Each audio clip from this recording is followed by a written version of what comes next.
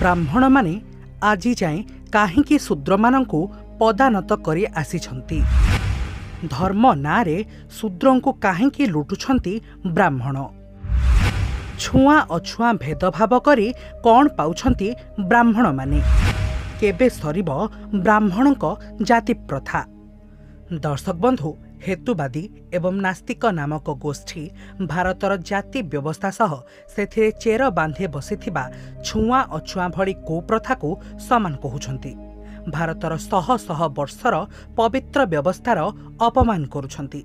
सेमानक मतरे सनातन धर्मरे जो जाति व्यवस्था और वर्ण व्यवस्था रही ताहा शूद्रंकु दलित निष्पेषित करी रखिछि।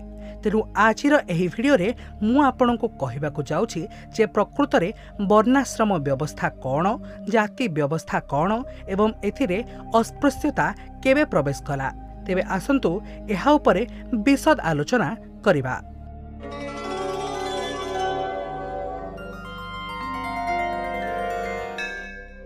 प्रथमे आसंतु जानिबा धर्म कौन। महाभारतर कर्ण पर्वर 69 अध्यायर 58 श्लोकरे कुहा जाइछि, धारणात् धर्मम इत्याहु धर्मः धारयते प्रजाः यः स्यात् धारण संयुक्तं स धर्मः इति निश्चयः। अर्थात जो जीवन शैली को आत्मोन्नति एवं उत्तम सांसारिक सुख तथा प्रजा एवं समाजर मंगल पई धारण करा जाए ताहाको धर्म कुहा जाए। कहिबाको गले व्यक्ति, परिवार, समाज एवं आत्मार उन्नति करुथिबा मुख्य एवं उत्तम व्यवहारिक सुखप्रद धारण योग्य सदाचरण, कर्तव्य, श्रेष्ठ विधान, मर्यादा इत्यादि धर्म अटे। पुनश्च मनुस्मृति लेखा अछि, वेदोखिलो धर्मामूलं स्मृतिशीले च तद्विताम् आचारश्चैव साधूनामात्मन स्तुष्टिरेव च। अर्थात वेद हेउछि धर्मर मूल। वेद को जानिथिबा, वेद को आचरण करुथिबा साधु जनंकर व्यवहार एवं आचरण हेउछि धर्म। वर्तमान जिबा आमर मुख्य विषयवस्तु आड़को। वर्ण व्यवस्था कौन? आमर वैदिक आर्य सत्य सनातन धर्मर अन्य नाम हेउछि वर्णाश्रम धर्म। कारण एही धर्मर मूल आधार हेउछि एही वर्ण व्यवस्था एवं श्रम व्यवस्था। आम धर्मरे 4 कोटी वर्ण रहिछि, यथा ब्राह्मण, क्षत्रिय, वैश्य एवं शूद्र। 4 गोटी आश्रम बा जीवनर पर्याय मध्य रहिछि, जहा हेउछि 5 रु 25 वर्ष पर्यंत ब्रह्मचर्य, 25 रु 50 वर्ष पर्यंत गृहस्थ, 50 रु 75 वर्ष पर्यंत वानप्रस्थ बा वनवास एवं 75 रु जीवनर अंतिम समय पर्यंत सन्यास। एही वर्ण एवं आश्रमर सम्मिश्रण रे वर्णाश्रम व्यवस्था प्रचलित थिला। समाज को चलाइबा पई शिक्षा, सुरक्षा, अर्थ एवं सेवा तथा शिल्पोद्योगर आवश्यकता को भित्ति करी शिक्षा देबाको ब्राह्मण, न्याय एवं सुरक्षा व्यवस्था पई क्षत्रिय, अर्थ व्यवस्था पई वैश्य तथा शिल्प उद्योग एवं सेवा व्यवस्था पई शूद्र वर्णर सृष्टि करा जायथिला। सेतबेले अर्थात आज को प्राय हजार हजार वर्ष तले खाद्य, वस्त्र, बासगृह भली मौलिक सुविधा सहजरे मिली जाउथिला। तेणु वेद शिक्षार अत्यधिक आवश्यकता को अनेक उपलब्धि करुनथिले। तेणु जो माने एहार आवश्यकता को उपलब्धि करुनथिले सेमाने थिले शूद्र, जो माने केवल निजर मौलिक सुविधा निमंते कार्य करुथिले एवं शिक्षा पाई अर्थात जो अल्प संख्यक लोक शिक्षा करुथिले एवं शिखाउथिले सेमाने ब्राह्मण थिले। आगो को आमे माने ए विषय रे विशद आलोचना करिबा। वर्तमान आसंतु जानिबा जाति कौन। शास्त्र आधार रे जाति शब्दटी जात शब्दरु आसीछि, जहार अर्थ जन्म। जन्म आधार रे वंश बा कुलर धर्म अर्थात कर्तव्य को जाति कहा जाए। विज्ञान दृष्टि जन्म आधार रे बायोलॉजिकल डिफरेंसेस को मध्य जाति कहा जाए। जेमिति मनुष्य जाति, पशु जाति, उद्भिद जाति, ठीक सेमिति शास्त्र एवं विज्ञानर जाति संज्ञा संपूर्ण अलग अलग। कारण शास्त्र कर्तव्य आधार रे जाति सृष्टि करिछि, किंतु विज्ञान जन्मगत जैव विविधता को जाति मानि थाए।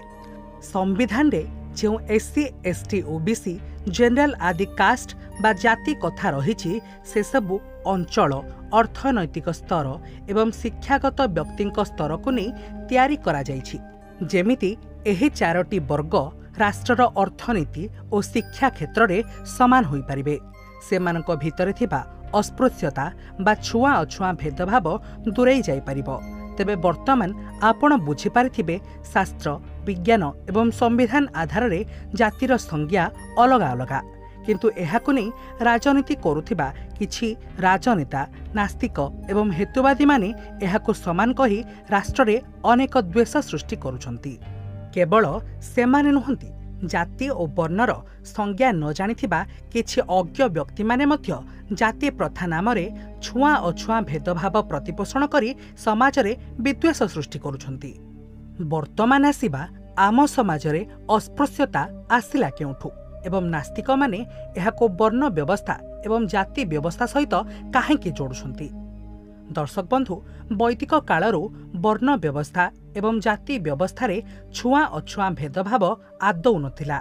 इतिहास पृष्ठा को गले जना पड़े जे आज को प्राय हजार हजार वर्ष तले जेतेबेले भारत को प्रथमे आरबीय तुर्कीय एवं मोगल नामक विदेशी माने आसिले सेतेबेले भारतीय माने गाय को देवी मां भाव रे पूजा अर्चना करुथिले, गोमाता बोली संबोधन करुथिले। सेही समय रे हिंसा द्वेष आम भारतीय सनातन दर्शन रे पाप थिला, किंतु आरबीय तुर्कीय एवं मोगल माने गो हत्या कले, सनातनी हिंदुंकर हत्या कले, मंदिर एवं देवमूर्ति गुड़ी को भांगिले, एथि सहित गोमांस भक्षण कले। तेणु सेमानंकु छुईबा मध्य पाप बोली भाबिबा आरंभ कर देइथिले सनातनी माने। सेही पापी एवं विधर्मी मानक सह जो सनातनी माने मध्य संस्पर्श रे आसुथिले तांको मध्य अन्य सनातनी माने स्पर्श करुनथिले, तांकोठु दूरेई होई रहुथिले। सेइठु आरंभ होइथिला छुआ अछुआर मनोभाव। सेही आरबीय तुर्कीय एवं मोगल नामक गोष्ठी धीरे धीरे भारत रे लुंठन रक्तपात करी करी बसती स्थापन करी रहिबाकु लागिले, भयर हेउ अबा अर्थ लोभरे। सेतेबेले सेही विदेशी गोष्ठी को शिल्प एवं निर्माण कार्य साहाय्य कले आम सनातनी व्यक्ति। सनातन धर्म रे मु पूर्वर कहि सारिछि जे शिल्प उद्योग और सेवार दायित्व तथा कर्तव्य केवल शूद्रंकर अधिकार थिला। तांकर एही अधिकार ब्राह्मण क्षत्रिय वैश्य माने छड़ाई नेबाकू पाप बोली मने करुथिले, कारण अधिकार को कहार छड़ाई नेबा सनातन वैदिक संस्कृतिर नियम नुहे।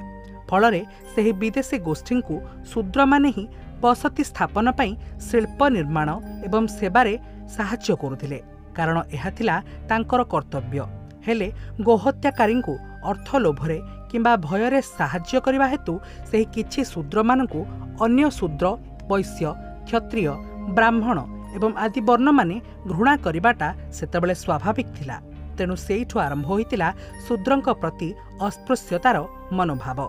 जेमिति एबे जणे भूल कले नास्तिक माने विधर्मी माने संपूर्ण धर्म उपरकु आंगुली उठाउछंती, ठीक सेमिति सेतेबेले किछि शूद्रंक पई समग्र शूद्रवर्ण ठारू विश्वास हरैथिला सनातन धर्म। खाली शूद्र नुहे, अनेकांशरे किछि ब्राह्मण क्षत्रिय वैश्य मध्य भय किंबा अर्थलोभरे सेही विदेशी गोष्ठींक कार्य करि देउथिले। तेणु सेमानंकु मध्य अस्पृश्य बा अछुआ बोली कही दूरेई दिया जाउथिला। आपण माने हुएत जानि नथिबे, अनेक ब्राह्मण एवं क्षत्रिय माने सेतेबेले भयरे नीच धर्म को छाड़ी इस्लाम ग्रहण करथिले। आज भी तांकु इस्लाम रे अतरफ बोली डका जाए एवं शूद्र माने इस्लाम ग्रहण करथिले सेमानंकु अजराल कुहा जाए। तेणु सेही भली धर्मद्रोही मानकठौ दूरेई होई रहिबा पई जाति प्रथारे छुआ अछुआ प्रवेश करिथिला। तेणु संपूर्ण इतिहास को जानि सारिबा परे जदि विरोध करिबार अछि, छुआ अछुआ मनोभावर विरोध करंतु। जीविका उपार्जनर पंथा देउथिबा जाति एवं वर्ण व्यवस्थार आदौ नुहे। आशा करुछि आपण माने बुझी पारुथिबे। जदि आम सनातन धर्मर रक्षा करिबार अछि, विश्वरे सनातनींकर टेक रखिबार अछि, तेबे प्रथमे आमको एकजुट हेबाको अछि। तेणु सनातन धर्म विषय रे अधिक जानिबा पई आम चैनल को निश्चय सब्सक्राइब करंतु। आजिर स्वर सनातनींक स्वर।